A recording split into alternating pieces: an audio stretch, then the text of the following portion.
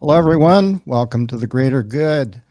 This is a podcast that we put together a little over a year ago with my sponsors from the San Diego Harbor Police Foundation and others.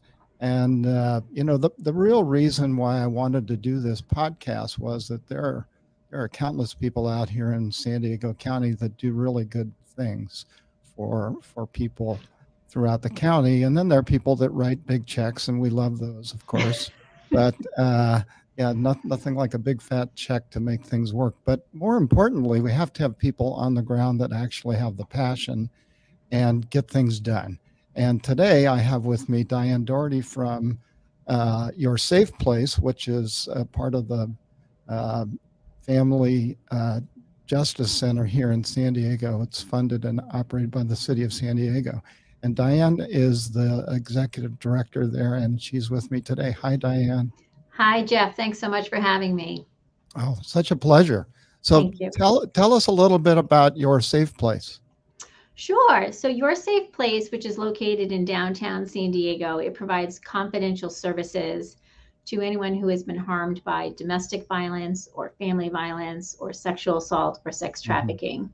And people often ask me, well, what do you mean by family violence? And by that, I mean really any abuse between, say, a parent or a grandparent or a child or a grandchild or between siblings, whether they're related biologically or steps or in laws. So we provide our services to any adult, any seniors, any children over the age of 3, teenagers, college age students, regardless of their gender, their income, their immigration status, or their sexual orientation. We're a Mm. collaboration of nonprofit community partners, government agencies, where we all really work together to provide this safe, confidential space and meet the needs of our clients and their children. Wow, that sounds like a really big job. It is. I would think you would just be bustling with people coming in your doors. Let me ask you a personal question about that. So, how do you handle the stress of all of this negativity? So, that's a really good question, Jeff. And, our client care coordinators are our front line, and they are the ones interacting with clients on a daily basis, hearing stories, that can often be quite often very horrific. And so we really take a lot of time to ground ourselves and to self-care. And when you become a domestic violence counselor or you become certified in sexual assault, much of that training also talks about self care and Mm. what you can do to take care of yourself. And we have a lovely room that was donated by one of our community partners, the Wildflower Initiative. And that's exactly what that room is for. It's a Hmm. beautiful blue. It's got a nice chair, a lovely soft blanket in there, a yoga mat, books. And it's really just a place where if one of our client care coordinators or one of our staff members needs to just sit down and take a breath, they can do that. And then we are a small but mighty team, and we are all here for one another. Hmm. We talk all day, every day about cases and clients and how we can support each other. Because sometimes these cases are hard, and we have to learn to, if we can't leave them at the door when we go home at the end of the day, how are we going to take care of ourselves when we're processing and thinking about our clients and our Hmm. situations? Hmm. It's hard. Yeah, I can imagine. I mean, had I've had enough experience in my short life with stressful environments and negativity and war, all of those things.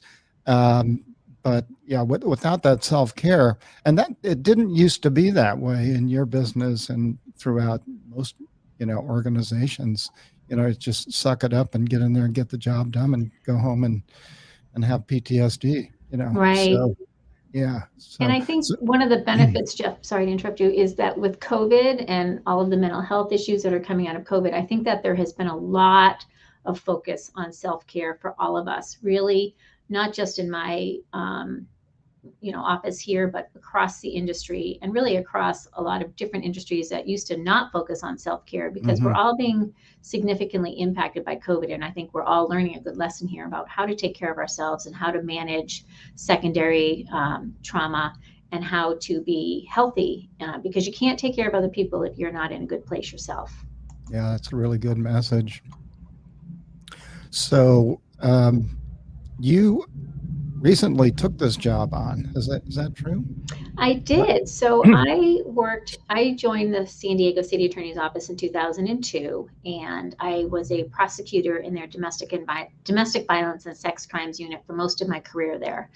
And when I started in 2002, that was actually when the original San Diego Family Justice Center launched. And so it was a really fun time.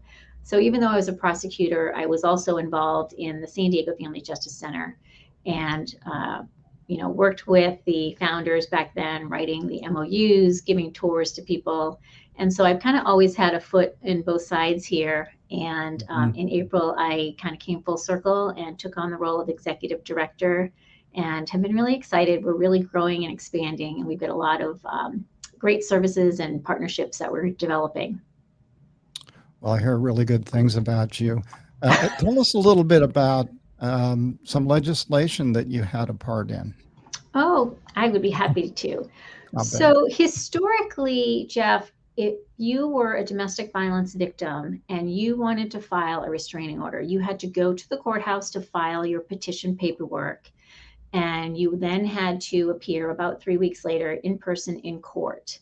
And the courthouse itself, for some, can be a barrier. One, they don't know where to go. They don't know where the courthouse is. They don't know where to park. They don't know where to find it. They don't know what to do with their children. They don't have transportation to get there.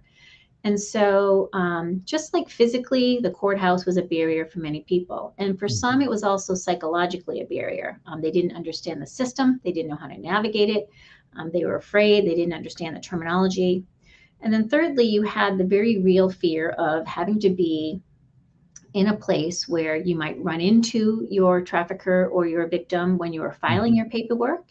And then also on the day of your hearing, where your trafficker or your abuser is going to be in the same room as you, is going to be sitting in the hallway. And over my years in working in this field, I've heard countless, and have witnessed myself, countless stories and times when an abuser is walking back and forth in that hallway while they're waiting for their case to be called, intimidating the victim, mad dogging the victim, or the abuser's family is doing that.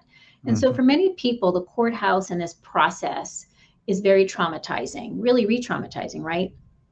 And so our office, along with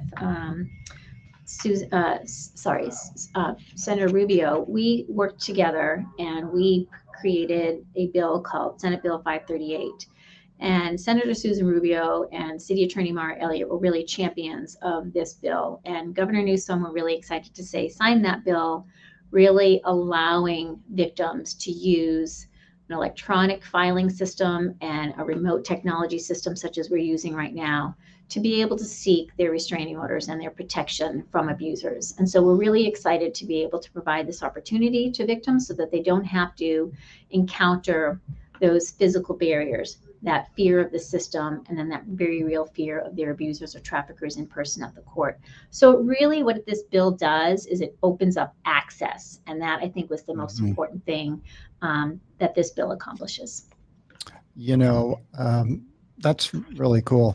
I've been to your offices, and they're very welcoming. And so just that alone, I think, would be a plus for these victims of DV, domestic violence or trafficking, to come to a safe place, which is, of course, the name of your organization, your safe place. So yeah, and I've seen the rooms where they can connect with the courts, and what a great idea. I mean, you really are a hero, Diane, for doing that for these mostly women.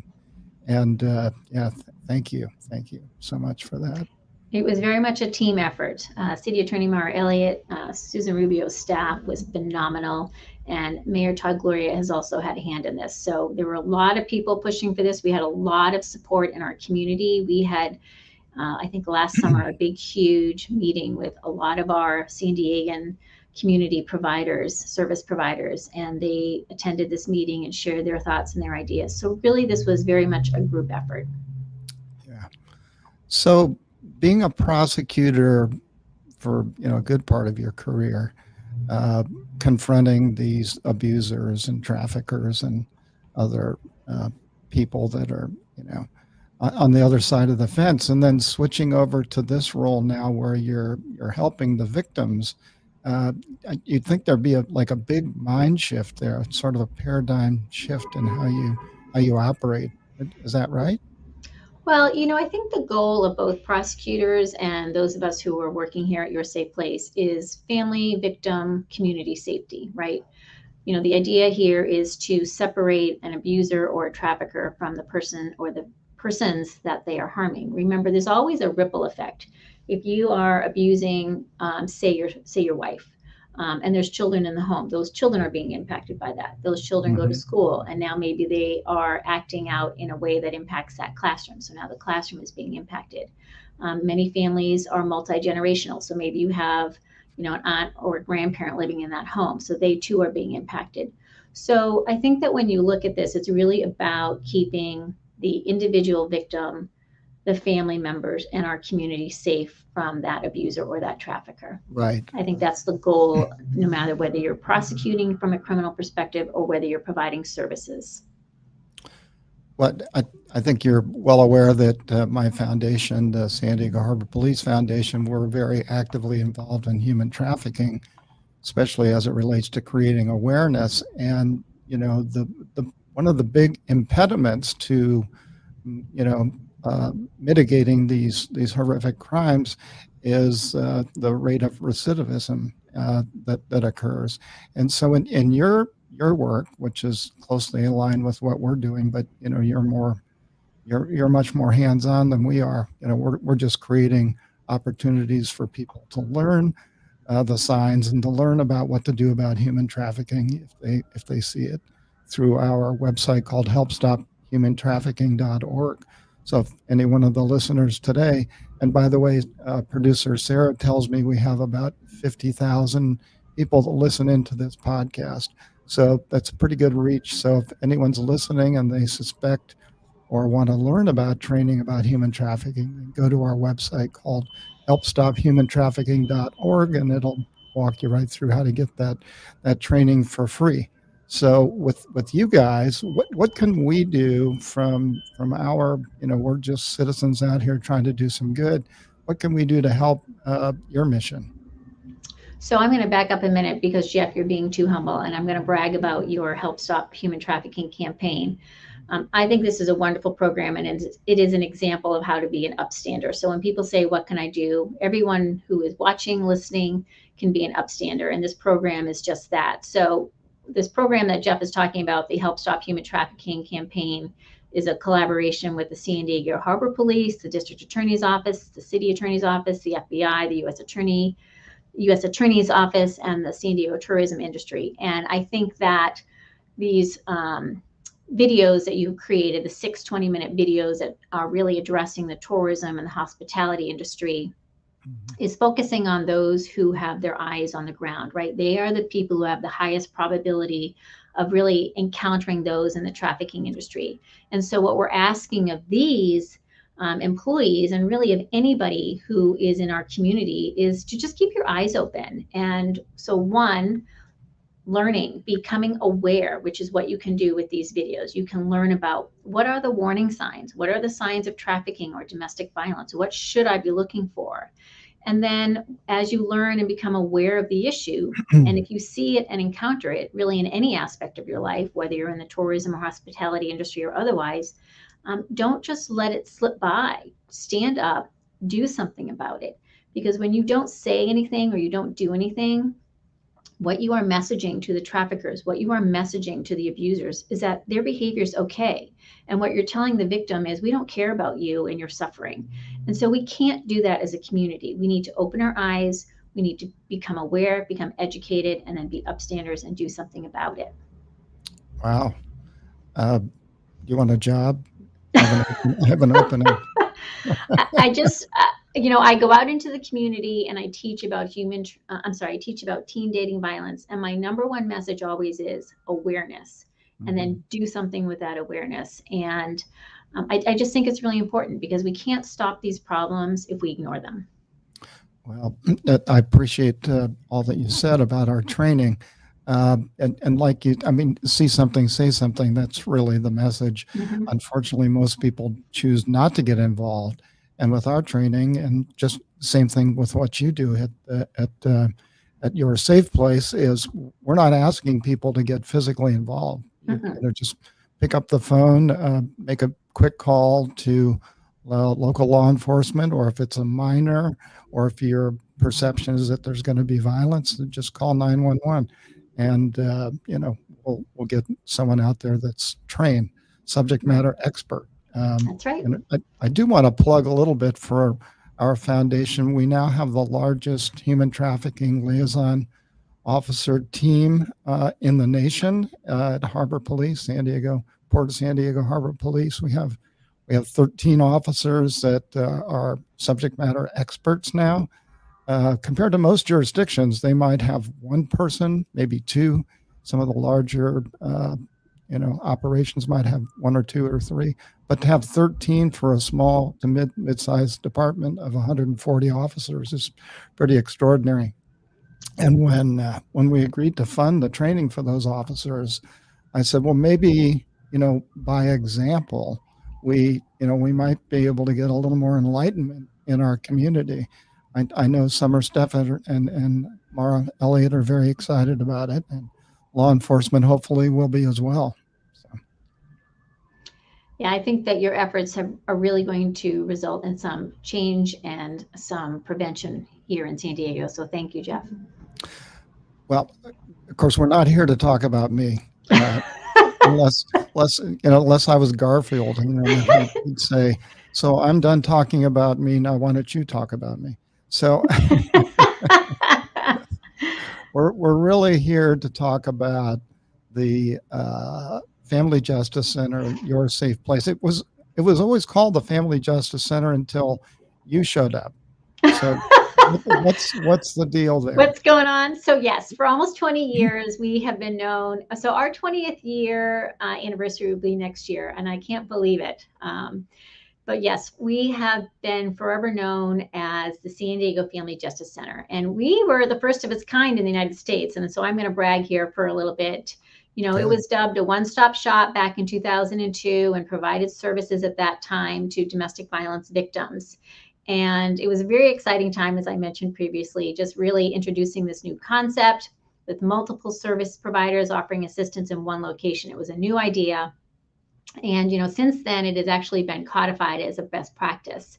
And so we here in San Diego are very proud of our history and all of the services and the expansion that has happened here. And so since its founding in 2002, the Family Justice Center has expanded from just working with those who've been harmed by domestic violence to now also working, as I mentioned, with those in family violence, sexual assault, and sex trafficking. Mm-hmm. And so you are correct. In October, during Domestic Violence Awareness Month, we relaunched and we dubbed ourselves Your Safe Place, a Family Justice Center. And part of the reason for that was we wanted to really project out into the community the warmth, the welcoming, the inclusive setting that we are offering to everyone seeking safety and healing. We really wanted everyone to know, fleeing violence, fleeing their traffickers, that you're welcome here and it's a safe place and we're going to provide services to you. We don't care about your gender. We don't care about your sexual orientation. We don't care about your income. We don't care about your immigration status. We're not going to ask any questions. Our services are free. We are accessible. We are downtown. We are easy to get to. And we just wanted to convey all of those promises in 3 simple words called Your Safe Place. And so we're really trying to exude in our name that welcoming, personalized, confidential, judgment-free service direction that we are providing to our clients. Yeah, so those people that are watching this show or listening, you're located at 1122 Broadway, Suite 200, downtown San Diego. And it is a very, very welcoming place. And when I visited you and your offices there, I heard a lot of your staff and employees talking about how Diane is a game changer. Is that accurate?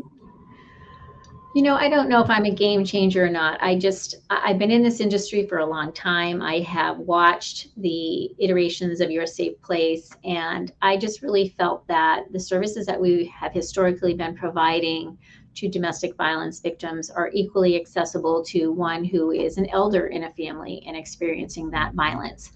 Our counseling services and our housing services and our various support services are applicable to any age, to any type of violence that is being experienced in a family. So, for example, your child may have been sexually assaulted. So your child comes in here and maybe gets a SART and maybe gets some counseling. But you know who What's a else start? I'm sorry, thank you. That's a sexual assault forensic exam. But you know who else may be hurting in that family is their parents, right? Imagine what that would feel like to know that your daughter was sexually assaulted. Well, the parents need support and counseling too. And so our therapists have agreed that we're going to be really focusing on these families holistically, and we will provide counseling to those parents as well. And so really, when you talk about being a game changer, it's just shifting the focus a little bit. It's just expanding the lens a little bit and really thinking about these families holistically, the victims holistically, providing, when a domestic violence victim comes in, right, and they have children in that home, those children as young as 3, as young as birth, really are feeling the impacts of that violence in the home, and we want to support them too. And so our community partners have really stepped up and have said, yes, we will help, we will do that. And so it's really, again, a community effort here, and we've got wonderful partners. We provide a lot of services here, but our number one service that I really want to focus on with every client that walks in here, that calls us, or that has a Zoom meeting with us is that personal safety planning. Because, on average, it takes about 7 times for a domestic violence victim to leave that violent relationship. And so we know that a lot of times when a client leaves Your Safe Place, they're going back into that unhealthy or abusive situation. And so they need to have a safety plan. And Right. so that is our number one service. And then behind that comes our housing support, our financial literacy support, our legal and immigration legal services, our restraining order services, the mental health counseling. All those other services that we offer come behind that personal safety planning. Yeah, that's huge.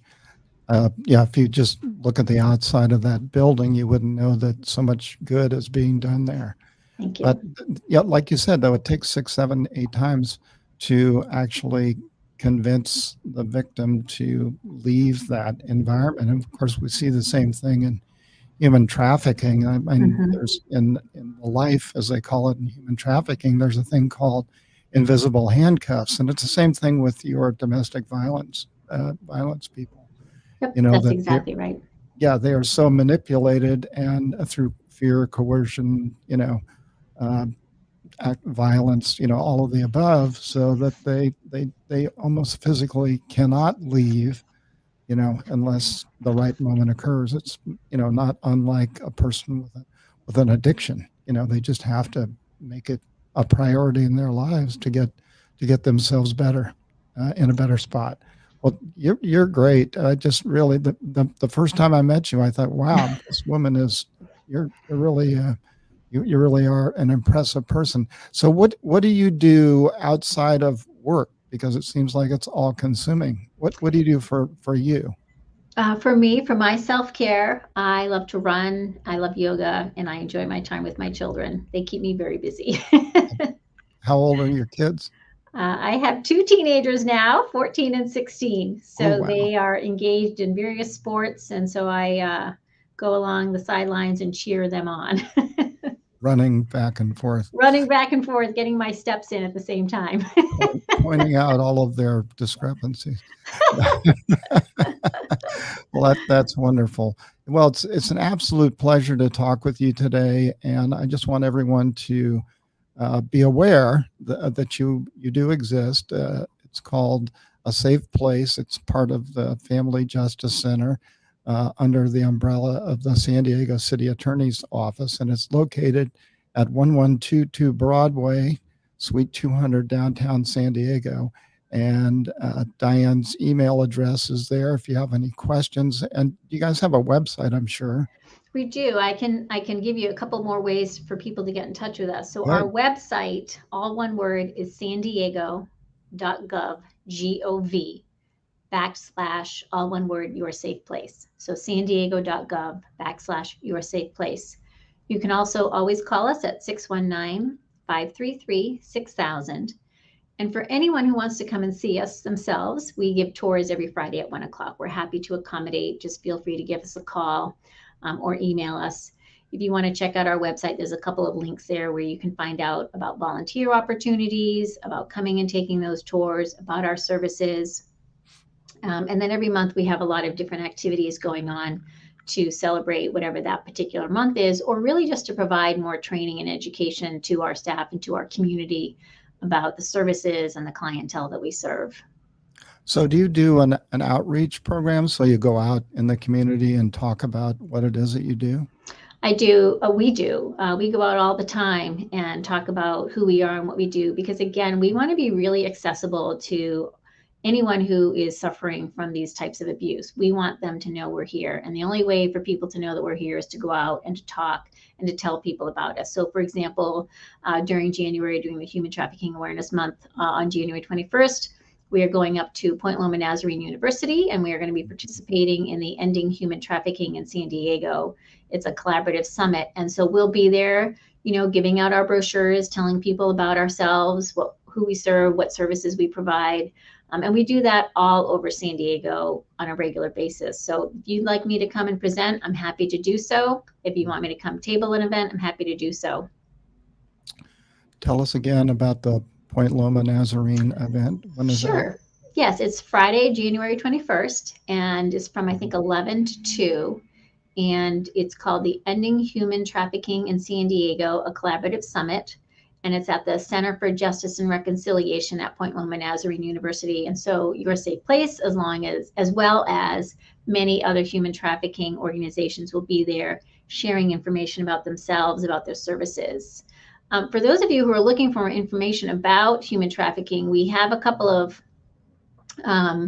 trainings also going on in January. On January 7th at noon, we are doing a lunch and learn, we call it. It's called the Experiences of Trafficking within the LGBTQIA+ communities. And our presenter is Kay Thomas. She's a clinical training manager at North County Lifeline. And if you had not had an opportunity to see Kay is a fantastic presenter. And so Kay will be doing that presentation on the 7th. And then we're also doing a presentation on January 19th with one of our community partners, Free to Thrive. We're doing a screening of the last warning shot and then holding a question and answer session afterwards. And this is a really dramatic film about a survivor's journey to freedom. And it's a really powerful, kind of shocking story.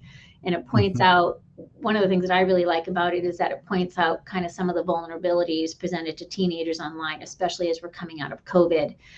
So if any of you have any interest in viewing that film, it's really good. I would highly recommend.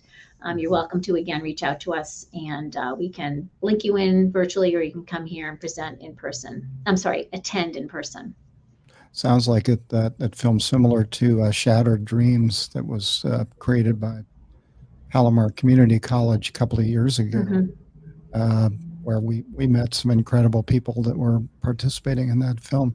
Well, those are great events, and I'm happy to hear about them because I wasn't aware. So we're going to see what we can do to make sure we're in attendance or maybe even presenting at some level. Maybe we can talk about that offline. Okay. But I want to thank my supporters, the San Diego Harbor Police Foundation, and I want to make sure that everyone likes us wherever they can so we can get our numbers up. So Sarah wants me to have 100,000 listeners because she's kind of pushy, and she's over there pointing her finger at me right now. Not true. She's adorable. I love Sarah. And thanks again for your time, Diane. It's a real pleasure to have you on the show.